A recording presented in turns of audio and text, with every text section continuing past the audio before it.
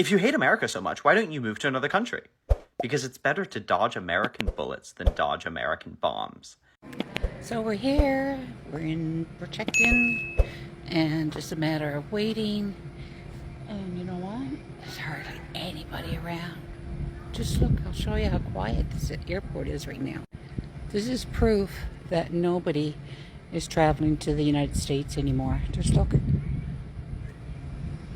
If you don't like America, then why do you still live here? Because I can't afford to move. Do you know why I can't afford to move? Because all of my money goes to America. Because all of my money goes to my groceries, my lights, my water, everything. I don't get food stamps. I have to pay money to live. I have to pay. Would you ever move to America? No, never. No. No interest in moving there. It's a complete hole. You'd step over there and you already lose like 10 of the rights that you have here. It's a disgusting place. They've got no NHS whatsoever. It's an absolute dump. They just think they're the best. They're like, oh my God, we have freedom, but most other countries have freedom. I don't like the culture, whether it's tipping, guns, the thoughts on abortion. If you're dying or having a baby, why you got to pay for it? There's nothing about America that I think I would prefer over here. You don't have like free speech at all there. I wouldn't last a minute over there, I don't think. It's definitely stricter over there than it is over here. 1000%. If I was to go anywhere in America, it'd be like to maybe like Canada. Hi guys, it's your girl Bleezy and you're welcome back to Bleezy React channel. And if you're joining us for the first time, we appreciate you. You are welcome. And also do well to subscribe to our channel for more unfiltered gist. So currently, MAGA voters are throwing a full tantrum after global tourists started boycotting American travel and now is hitting their wallets hard. Hotels are reporting cancellations, local businesses are losing revenue, and tourism-dependent states are feeling the shock. But instead of asking why, some supporters are blaming foreigners, the media, and everyone else except the politics they voted for. This is the Fafo effect on a global scale. When the world pulls back, the local economy collapses, and suddenly the outrage is real. They wanted nationalism, and they are getting isolation and the abuse that comes with it. So guys, join us as we get into more videos. You wouldn't have gone on holiday to Nazi Germany, would you?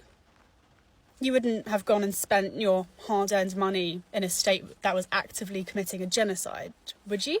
You wouldn't have knowingly gone and spent your money and therefore supported an economy of a state that was knowingly committing human rights monstrosities, would you? So why the fuck are we still going to America on vacation? How many countries has the US bombed in the last 12 months? Yemen, Somalia, Iran, Iraq, Syria. They've obviously massively funded the genocide in Palestine. They've kidnapped the Venezuelan president. Oh, they're kidnapping their own people on the streets and shooting people in the face if they dare to try and stop them. You want to go there? You want to choose to go there?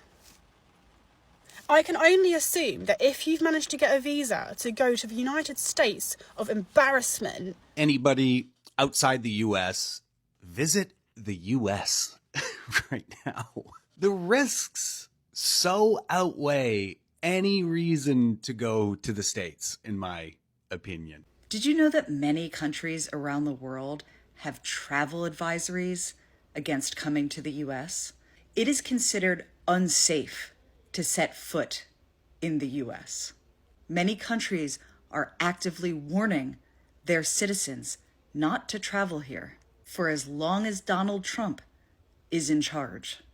Due to our lack of freedoms, the United States is no longer considered a first world country.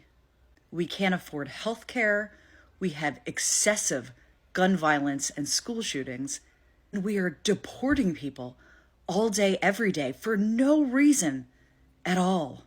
People are being detained and brutalized. U.S. citizens, our own citizens. So it should come as no surprise that people all over the world wouldn't dream of setting foot in our country. Just in case no one's told you today, it is literally now or never, by the way. The United Kingdom have now officially warned their citizens, have warned us to not travel to the United States, and if we do, to be prepared of the heightened risk posed by the border and the new Trump administration.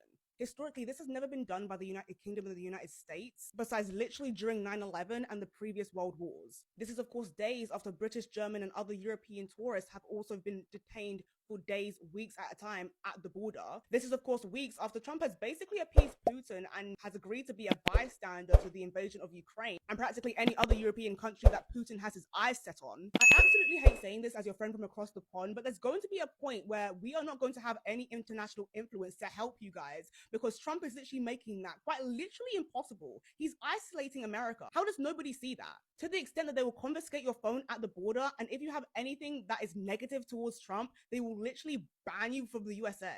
So the MAGA mindset appears to be, we didn't vote for foreign wars.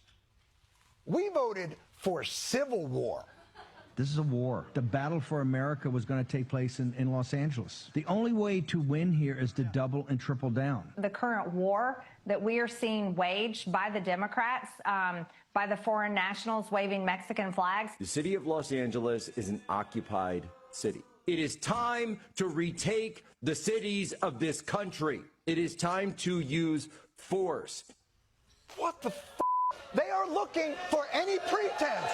They are looking for any pretense to sick their robot dogs on Democrats. And the strategy that they're using is to inflate the threat that this country now faces, to so rile up their base as to make the left in this country, represented by over 75 million votes in the past presidential election, as a legitimate military target for the United States of America. It's a strategy that's been used before to gin up military conflict. See if you recognize it. The good people of Iraq, they want a peaceful country. They want security. The good people of Los Angeles deserve to be secure in their homes. We're not going anywhere until there is a stable environment. We're not going anywhere. We're here to maintain the peace. Liberate Iraq from the tyranny. Liberate the city from the socialists. We will liberate the people of Iraq. We will liberate Los Angeles. We must! They don't understand yet. We must invade Los Angeles. We cannot have the world's most dangerous people eating the world's most delicious tacos. I can start with the fundamental idea that if somebody's here illegally and they commit crimes, they should be sent to another country's prison. And I'm a libtard. By all standards, I'm a libtard and I believe that. But that is not what the Trump administration is prioritizing. They have reallocated funds meant for the deportation of criminals towards the deportation of farm workers, the deportation of people going to the courthouse. Trump made a Truth Social post where he said, all the great farmers of Iowa just called me and said, I am deporting too many of their... Did that happen? Did he make that Truth Social post? Yeah, unfortunately. Your issue right here is that you always say liberals are taking these 80-20 positions. And you're not quite there, but you're getting closer to the 80-20 position than we are. Yeah. 70% of Americans want a legal pathway for people who are here, contributing to the country. And what Donald Trump is doing, one more point, what Donald Trump is doing is criminalizing asylum en masse and prioritizing the deportation of farm workers asylum, and other people. Adam, most of the illegals are asylum seekers or are they economic migrants? Wait, listen to what you just said. Yeah. Most of the illegals are asylum seekers. Asylum seeking is not illegal, Michael. No, it's not. Can I test you guys? If somebody comes over here and seeks asylum, and what they try to do is build a better life, build a family, and they're working on a farm, do you guys think there should be a path to citizenship to become an American? That is the antithesis of what America stands for. You guys are anti-American then. Yeah, you are. On tourism, there's been a steep drop-off in international travel to the United States. It was down 12% last month, down even more from Western Europe. Why do you think that there are fewer people suddenly who want to travel to the United States? Well, there could be a little, there's a little nationalism there, I guess, perhaps. It's not a big deal. And our dollar is a little bit on the low side, and that means that a lot of tourism is going to come in. But I could see a little bit nationalism at work, and I can see it likewise with us not wanting to go to certain countries, but that will work out very easily. Do you think some people are scared to come here because they hear the stories of tourists who are detained for a few days or even a week or two? No, we treat our tourists great. We're the tourism capital of the world.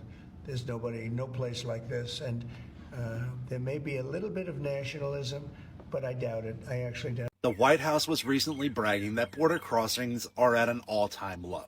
Why is that? Oh, that's right, because no one's coming to fucking America anymore. You know, our current government isn't exactly the friendliest to people that don't speak the King's English. It's not just illegal border crossings that are down. International tourism in the United States has fallen like a fucking rock. In March, overseas arrivals dropped by more than 11% compared to the year before. Western Europe saw a 17% decline. The Americas down 24%. Flights that used to be packed are now running real fucking light. The reason behind these declines is pretty fucking simple. The global perception of the United States has changed recently since the election. His threats, along with horror stories of travelers to the States, have led European nations, along with Canada, to issue travel advisories to the United States. These tourists no longer feel safe or welcome by our current government. This isn't just about the loss of tourism. Those tourists bring jobs, and those jobs are going to be lost, along with tips, and the businesses are going to struggle. Some of them are going to close. Cities like Orlando, New York, Las Vegas are already feeling the effects of the lack of travelers. If this trend continues, the U.S. could lose up to $180 billion in GDP by June of 2026. It's not just immigrants that aren't coming anymore. No one wants to come here. Are you all watching what's taking place around the world right now? Our own allies are turning on us. Our friends are abandoning the United States in real time. This is Copenhagen, Denmark. People out there with the flags of Greenland protesting the United States. Thousands of them. Copenhagen right now. Here's another angle of that protest in Copenhagen. Here's Greenland.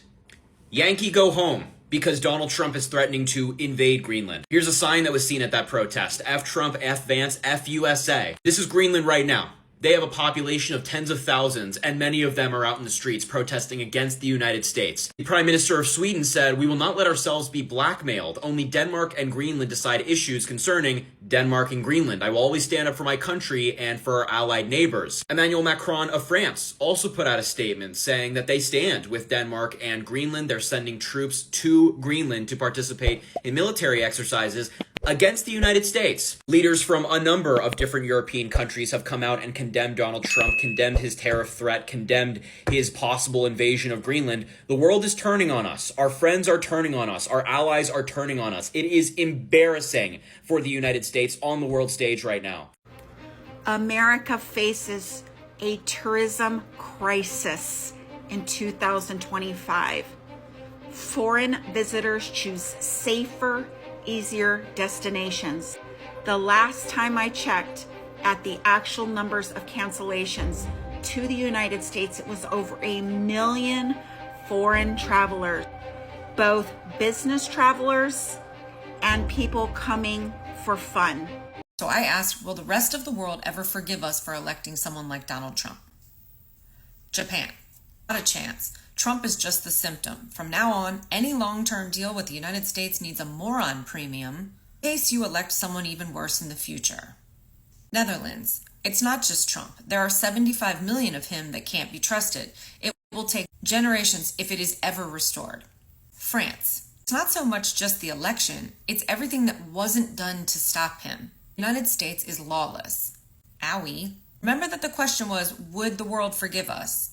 Great Britain says, sure, as quick as the rest of the world forgave Germany in 1941. France. U.S. today reminds one of the crumbling empires before the world wars. Arrogant, deaf to the world's anger, convinced of their own invincibility. History doesn't lie. Empires fall, and it's never the outsiders who bring them down first. It's the rot inside. America should stop blaming everyone else and start taking a long, hard look in the mirror. Well, you weren't imagining it. From those packed beaches to climbing over each other at historic sites, global tourism hit a record high last year. The latest UN tourism report has revealed there were 1.5 billion international tourist arrivals last year, with the biggest increases for Brazil, Egypt, Morocco and the Seychelles. Morocco and Tunisia helped propel Africa up 8%, with 81 million arrivals. But one country isn't doing so well. The US saw arrivals fall by 5.4%, although Americans travelling domestically has helped stem some of the losses to their tourism industry. Australia, though, is still proving popular, with our international tourist arrivals up 6.6% last year. And there is a prediction worldwide this year will be even bigger, growing another 3 to 4%. But with over-tourism protests growing in Europe and even Mexico, the pressure on housing and the environment worsening, tourism in 2026 might not look like you remember. They are not lying about Vegas being dead, y'all.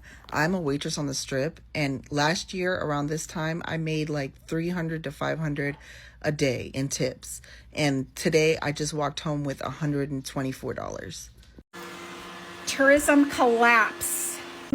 America First has cost the U.S. $21 billion just in 2025. If you did not know, we are being boycotted by the entire world. We are now losing at least $20 billion a year. But let me tell you what that means for the U.S. economy. Normally, we create about a couple 100,000 jobs just from tourism. The second thing is it stimulates thousands and thousands of jobs. For instance, like Las Vegas, the tourist industry is number one. So if the tourists are not coming here, you can imagine how that's going to affect the entire Las Vegas area. And yes, we are all interconnected globally and within our state, city, and the United States of America. Did you know that Canadians spend $20 billion alone? Just that group, they're the largest group every single year. That creates 150,000 jobs and stimulates thousands and thousands more. And right now they're boycotting us. They're boycotting us because of how horribly we have treated them. You know, somebody says to me, who treats Canadians horribly? And I agree, the nicest people in the world. But this is going to cost us money, and I want you to multiply that loss times 4. In addition, they're not buying our products. The U.S. is in very, very big trouble, ladies and gentlemen. Please do the best that you can to get your finances in order. The United States is the world's #1 terrorist. It has no money for its own citizens' health care, but it has unlimited funds for bombing other sovereign countries. The latest illegal aggression against Venezuela is another in a series of surging strikes under Trump's second term. Throughout 2025, the Trump administration bombed Somalia, Iraq, Yemen, Iran, the Caribbean Sea and Eastern Pacific Ocean, Syria, and Nigeria. This crazy administration of a dying, belligerent empire is pulling the entire world into destruction. Why? Because they're desperately trying to maintain their global dominance. The attacks on Venezuela and its leader Maduro have nothing to do with dealing with drugs. In fact, the US works with some of the most notorious drug dealers in Latin America. It's about stealing the large oil reserves, the gold, rare earth, and all the minerals in Venezuela. It's about threatening all the Latin American countries that refuse to be obedient to the US, threatening those who want to control their own natural resources, their own government policies. It's about cutting Latin American countries' ties with China, which is the largest trading partner to many countries in the region. Ignoring international laws, kidnapping another country's leader, stealing and plundering other countries' resources. This is pure colonialism and naked imperialism. There was a time when you just had to set foot in an American airport to feel something very different. The hustle and bustle, confidence, the feeling that this is the center of the world. But fast forward to 2026. The electronic boards are still lit. The boarding gates are still open, but the waiting seats are empty. The store closes early, and the characteristic noise of global tourism disappeared.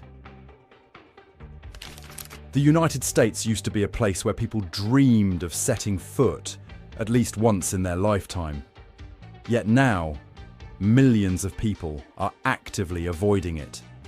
Just in the tourism sector alone, the United States is losing billions of dollars each year, threatening the livelihoods of 18 million workers. Las Vegas, a city that thrives on tourists, witnessed a nearly 20% drop in international visitors in just 1 month. Not because the world has run out of money, but because they have too many other options. Perhaps when a vacation starts to feel like an interrogation, when a trip can end with a medical bill, and when fees appear more frequently than welcomes, then people will reconsider. And the most paradoxical thing is, the emptiest airports in America are the very places that once represented its power and allure. In this video, let's explore the top 10 quietest airports in the US in 2026 and the reasons why the American dream is no longer taking off as it used to. How can the happiest place on earth lead to one of America's emptiest airports? Sounds like a joke. But in 2026, Orlando is living that very paradox. You step into MCO Airport, and the first feeling is not vacation vibes, but emptiness. The rows of seats that used to be filled with children holding Mickey balloons are now just a few people scrolling on their phones, sitting scattered as if waiting for a flight from the past. Orlando is not just a city. It is an economy wearing a Mickey Mouse hat. Disney, Universal, resorts, hotels, shuttle buses, restaurants, tour guides. This entire ecosystem exists because of one assumption. The world will always want to fly here, but that assumption is wavering. According to reports, tourist-dependent cities like Orlando are witnessing empty hotel rooms, struggling restaurants, and small businesses closing down as the flow of international visitors sharply declines. The US tourism industry, which is linked to around 18 million jobs, is under significant pressure. And this is something that many people do not want to admit. Domestic tourists cannot replace international tourists. A Canadian family flying down to Florida usually stays for 7 to 10 days. Rents a car, eats out, shops, visits parks, pays for tickets, and pays for the resort. They don't just stop by, they pour money like pouring gasoline. How about a weekend trip from Ohio? Sorry, no offense intended, but it's like using a small bucket to replace a fire hose. Orlando is experiencing a domino effect. Fewer guests to fewer flights to higher ticket prices to even fewer guests. And then hotels lowered their prices. Restaurants cut staff. Shuttle drivers ran fewer trips. The whole city began to breathe weakly. The scary thing is, Orlando isn't losing visitors because Disney has lost its charm. Orlando is losing visitors because America is becoming a destination that makes people ask, is it worth the risk? And the irony is, the US once sold the dream of childhood, but now it may... So guys, and this is the part they never wanted to talk about, the consequences. When politics put the world away, when people stop coming, spending and investing, it is not the politicians who feels it first. It's everyday people. This is what Fafo looks like on a global stage. You vote for isolation, you get isolation. You vote for chaos, you live in chaos. So the question is, are people finally waking up, or will they keep blaming everyone except the people they put in power? So guys, drop your thoughts in the comments, hit the like button, and subscribe to the Fearless Truth and Bold Reaction. This is Bleezy React. See you guys on the next one. Bye.